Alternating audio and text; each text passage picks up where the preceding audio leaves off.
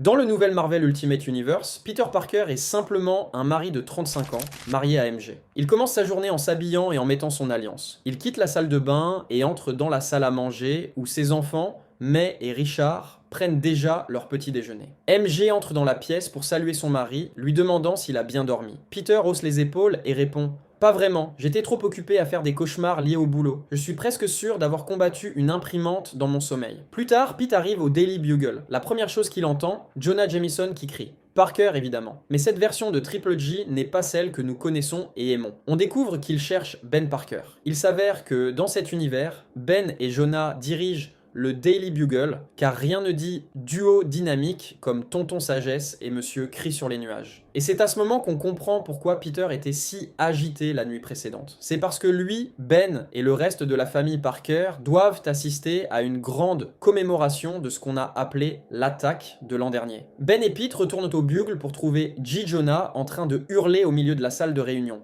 Puis il claque la porte, annonce qu'il démissionne et s'assure que tout l'immeuble l'entende. Parce que le Kingpin veut, en gros, transformer le Bugle en brochure de propagande à sa solde. Le chef de la pègre propose à Ben le vieux poste de J. Jonah au Bugle, mais Ben décide finalement de démissionner lui aussi, et de partir avec Jameson. Pete rentre chez lui et borde ses enfants. Il se rappelle de cette étrange sphère métallique avec laquelle sa fille jouait ce matin-là. Et alors qu'il vaquait à ses occupations, un flash lumineux a illuminé la pièce. Peter s'est retourné pour voir une boîte crépiter, puis une voix a appelé son nom. Un hologramme de Tony Stark Jr., le Iron Man de ce monde, est apparu. Il a expliqué l'attaque de l'année dernière, a dit que Peter avait été piégé et que lui et son équipe s'étaient échappés dans le futur. Le message tournait en boucle depuis 6 mois. Tony révèle aussi ce que le Maker a fait à la Terre le 6 janvier 60, réécrivant sa chronologie pour empêcher des gens comme Peter d'obtenir des pouvoirs. La boîte s'ouvre, révélant la sphère métallique que Pete avait. Tony explique qu'elle contient une araignée radioactive. Pendant que le reste de la famille Parker dort, Peter monte sur le toit et se laisse mordre. Et juste comme ça, la vie de Parker est devenue bien plus collante. Spider-Man est de retour dans le foutu jeu.